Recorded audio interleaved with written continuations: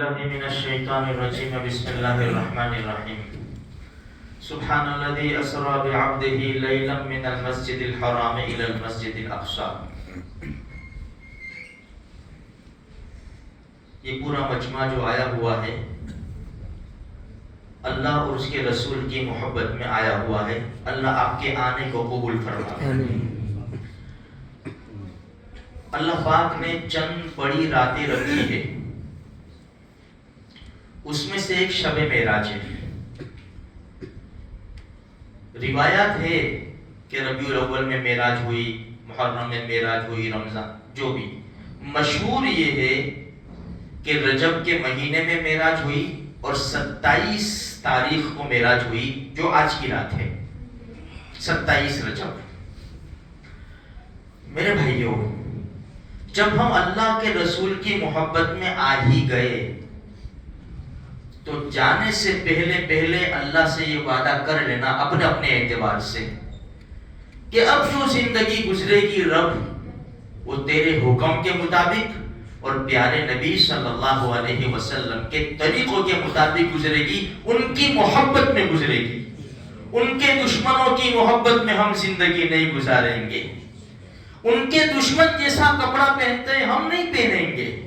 ان کے دشمن جیسا فنکشن کرتے ہیں ہم نہیں کریں گے. ہم تو اللہ اور اس کے رسول کی محبت میں زندگی گزاریں گے. اب یہ سفر بڑا لمبا سفر ہے. کائنات کا سب سے بڑا سفر یہی سفر ہے.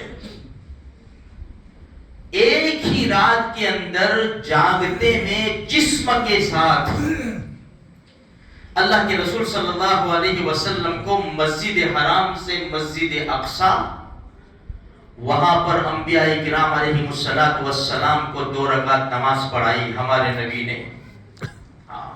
صفیں لگ چکی تھی، امام کا انتظار تھا. اللہ کے رسول تشریف لائے، سب ایک دوسرے کی طرف دیکھ رہے. جبرائیل علیہ السلام نے ہمارے نبی کا ہاتھ پکڑا اور کہا اللہ کے محبوب آپ نماز پڑھائیے. ہمارے نبی نے 2 رکعت انبیاء کرام علیہ السلام کو پڑھائی. وہیں سے لقب ملا امام الانبیاء کہ انبیاء کے امام ہے یہ، انبیاء کے امام. پھر وہاں سے چلے آسمانوں میں انبیاء علیہ السلام سے ملاقات کرتے ہوئے. جہنم پیش کی گئی، جنت پیش کی گئی. پھر اور آگے چلے، ایک مقام آیا سدرۃ المنتہا جو قرآن کریم کے 27ویں پارے میں سورہ نجم میں ہے. اس مقام پر اتنا بڑا فرشتہ جبریل ٹھہر گیا، اللہ کے رسول بھی ٹھہر گئے. دونوں جہان کے سردار نے کہا جبریل چلے؟ فرمایا نہیں، خلاص یہ بارڈر ہے، یہ بارڈر ہے، اس کے آگے میں نہیں جا سکتا، میں نہیں، کوئی بھی نہیں جا سکتا. یا رسول اللہ اب یہاں سے آپ کی پرواز شروع ہوگی. اسی لیے شاعر نے کہا سدرۃ المنتہا پر جو پہنچے نبی، سر جھکا کر کے جبریل کہنے لگے اے حبیب خدا اب سوا آپ کے اس کے آگے جو جائے گا جل جائے گا. جبریل نے کہا یا رسول اللہ اگر ایک قدم بھی آگے بڑھاؤں گا تو نور کی تجلی میرے پروں کو جلا کر خاک کر دے گی. اب اللہ کے رسول اکیلے تشریف لے گئے. اللہ سے ملاقات، اللہ سے ملاقات. فَكَانَ قَابَ قَوْسَيْنِ أَوْ أَدْنَىٰ، ایک کمان یا 2 کمان، اتنی نزدیک. موسیٰ علیہ السلام نے اللہ سے کہا رب ارنی انظر الیک، رب تیرا دیدار کرنا ہے. موسیٰ علیہ السلام نے کہا رب تیرا دیدار کرنا ہے. فرمایا لن ترانی، موسیٰ تیرے اندر وہ طاقت نہیں ہے کہ تو میرا دیدار کر سکے. موسیٰ علیہ السلام نے 2-4 مرتبہ کہا، ایسا سمجھو ہماری زبان میں تھوڑا سا ضد کی کہ اے اللہ مجھے تو تیرا دیدار کرنا ہے. فرمایا لن ترانی، اب دیدار کرنا ہی ہے، آپ اصرار کرتے ہو تو ٹھیک ہے کوئی بات نہیں. ہمارے نور کی ایک تجلی وہ پہاڑ کے اوپر ہم ڈالتے ہیں. وَلَا انظر الی الجبل، آپ کو پہاڑ کی طرف دیکھو، اگر آپ نے اس کا دیدار کر لیا تو سمجھ لو کہ ہمارا دیدار ہو گیا. فَإِنِ اسْتَقَرَّ مَكَانَهُ فَسَوْفَ تَرَانِي، آپ نے دیکھ لیا اس کو تو سمجھو ہم کو دیکھ لیا. ٹھیک ہے. فَلَمَّا تَجَلَّى رَبُّهُ لِلْجَبَلِ، جب اللہ نے اپنے نور کی تجلی وہ پہاڑ کے اوپر ڈالی، جَعَلَهُ دَكًّا وَخَرَّ مُوسَىٰ صَعِقًا، ادھر پہاڑ ٹکڑے ٹکڑے ہو گیا اور یہاں موسیٰ علیہ السلام بے ہوش ہو کر گر گئے. یہ اللہ، اتنی زبردست طاقت ہمارے رب کی. فلما افاقہ، جب افاقہ ہوا موسیٰ علیہ السلام کو، فوراً کہا سبحانک، رب تو بڑی پاک ذات ہے، انی تبت الیک وانا اول المؤمنین، میں رجوع ہوتا ہوں، میں توبہ کرتا ہوں، مجھے معاف فرما دے، میں سب سے پہلے ایمان والوں میں سے ہوں. موسیٰ علیہ السلام نہ دیکھ سکے اور یہاں اللہ پاک نے اپنے نبی کو بلایا، یا محمد ادن منی، یا محمد ادن منی. قربان جائے اللہ کے رسول کی ذات اقدس پر، ہم قدر نہ کر سکے، اللہ ہمیں قدر کرنے کی توفیق عطا فرماوے. اے پیارے محمد صلی اللہ علیہ وسلم، اور قریب آ جاؤ، قریب آ جاؤ. ہمارے نبی قریب گئے. فَكَانَ قَابَ قَوْسَيْنِ أَوْ أَدْنَىٰ فَأَوْحَىٰ إِلَىٰ عَبْدِهِ مَا أَوْحَىٰ. قرآن کریم نے پورا نقشہ کھینچا ہے. خیر، راز و نیاز کی باتیں ہوئی، اللہ اور اس کے نبی کے درمیان راز و نیاز کی باتیں ہوئی. امید ہے کہ اللہ کے رسول نے وہاں جا کر امت کو بخشوا لیا ہوگا انشاءاللہ. اب ہم اللہ کے رسول کی محبت میں پگھل جایا کرے میرے بھائیوں. اللہ کے رسول کی محبت میں ہم اپنی جان اور مال کا نذرانہ پیش کر کے محبت کا ثبوت پیش کرے کہ محمد سے وفا تو نے تو ہم تیرے ہیں، یہ جہاں چیز ہے کیا لوح و قلم تیرے ہے. اگر نام لینا ہو تو شیخ سعدی علیہ رحمہ فرماتے، ہزار بار بشویم دہن سے مشک و گلاب، ہزار بار بشویم دہن سے مشک و گلاب. تو فرمایا ہزار مرتبہ اگر مشک سے میں اپنے منہ کو دھوؤں پھر تیرا نام لوں تو بھی بے ادبی ہے، تو بھی بے ادبی ہے. جب نام میں وہ برکت ہے تو اللہ کے رسول کے بتائے ہوئے کام میں کتنی برکت ہوگی. اللہ اور اس کے رسول نے بات چیت کی. جب ہمارے نبی جانے لگے تو تحفہ دیا. ایک تو 3 گفٹ میں نے آپ کو بتائے تھے، 3 گفٹ، 3 تحفے دیے. ایک تو 5 نمازوں کا تحفہ دیا. نمبر 2 سورہ بقرہ کی آخری 2 آیتیں، آمن الرسول بما انزل الیہ من ربہ والمؤمنون. اور نمبر 3 ہر اس آدمی کی بخشش جو شرک سے محفوظ رہا اور گناہ کبیرہ سے بچتا رہا. یہ 3 تحفے اللہ کے رسول دنیا میں لے کر آئے، صحابہ کرام کو پیش کیے. صحابہ کرام تو خوشی سے اچھل پڑے کہ رب کے خزانے میں سے مانگنے کا موقع مل گیا. اچھل پڑے. بہت عجیب انداز سے صحابہ کرام نے وہ تحفے قبول کیے. 5 نمازوں کے تحفے. مسئلہ تو میرا اور آپ کا آ گیا میرے بھائیوں. ہم تو صرف لطف اندوز ہو جاتے ہیں، ہمارے نبی گئے، ہمارے نبی بے شک گئے. کیا شک ہے اس میں؟ کیا شک ہے؟ ہمارے نبی نے اللہ سے بات کی، اللہ کا دیدار کیا، سب کچھ کوئی نہیں کر سکا. ایک ہی رات بھی پوری نہیں ہوئی ہمارے نبی دنیا میں واپس تشریف لے آئے.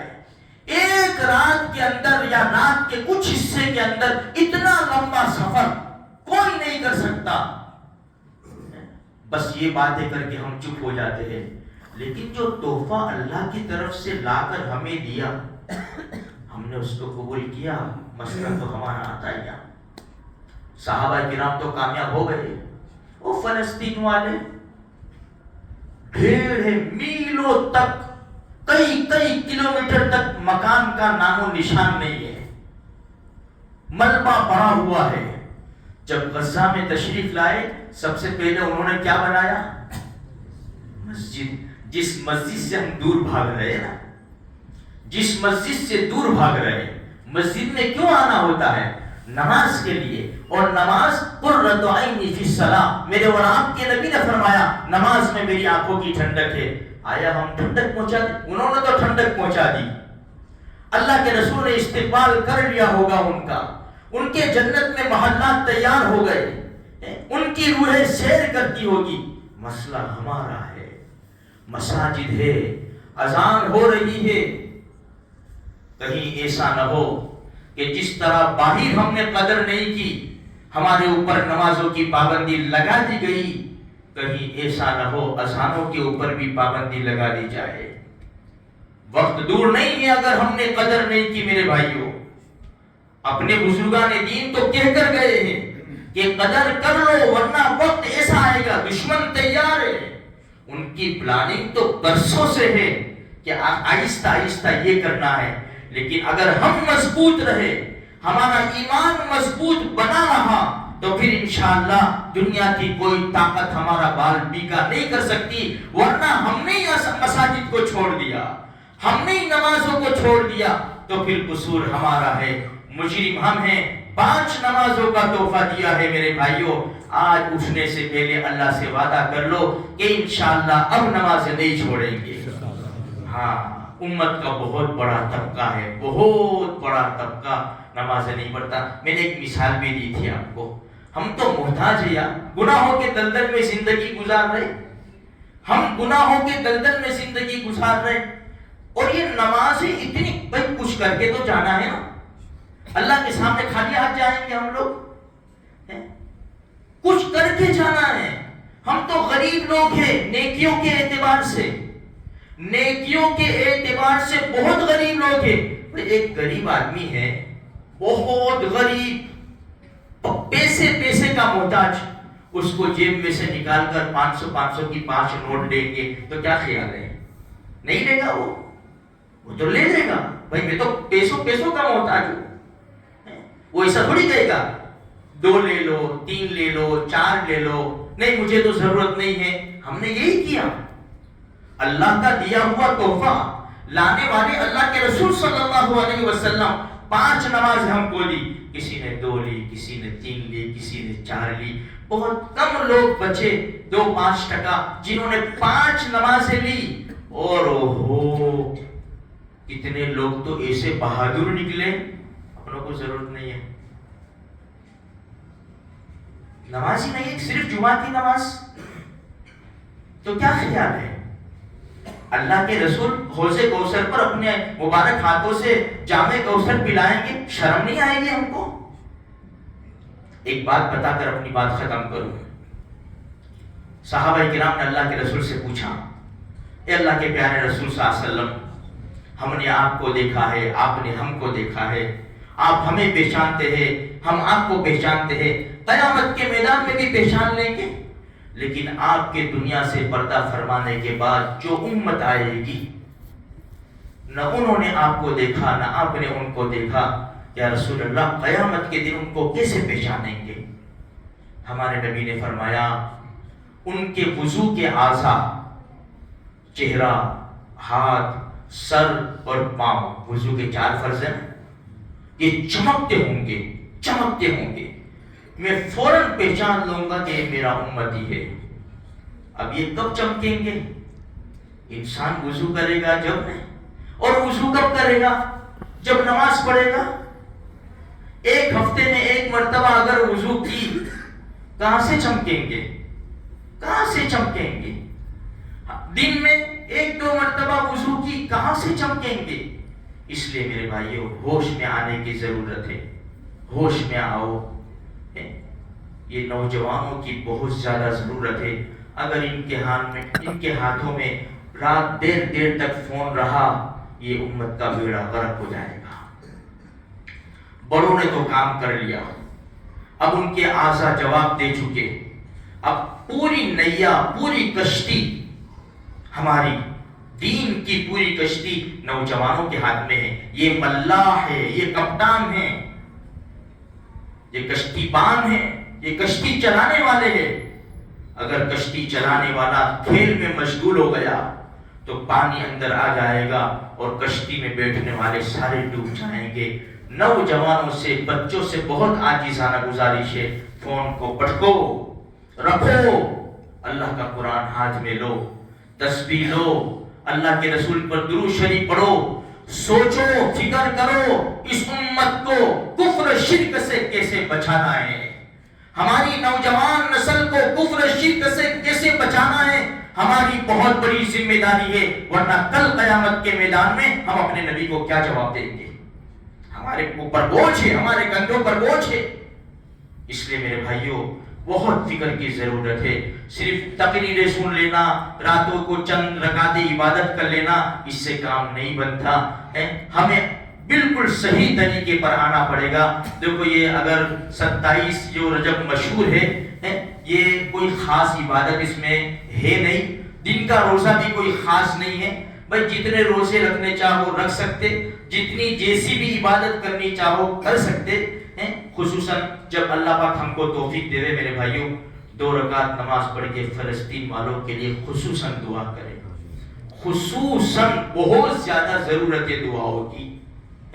اللہ پاک میرے آپ کے ساری امت کے گناہوں کو معاف فرماوے، ہمارے سارے مسائل کو اللہ پاک حل فرماوے. یہ سفر کی برکت سے یہ پورے مجمع کو اللہ پاک قبول فرماوے، خوب خوشیاں نصیب فرماوے. اللہ تبارک و تعالی ہر بیماری سے اللہ تبارک و تعالی حفاظت فرماوے. آخر دعوانا ان الحمدللہ رب العالمین.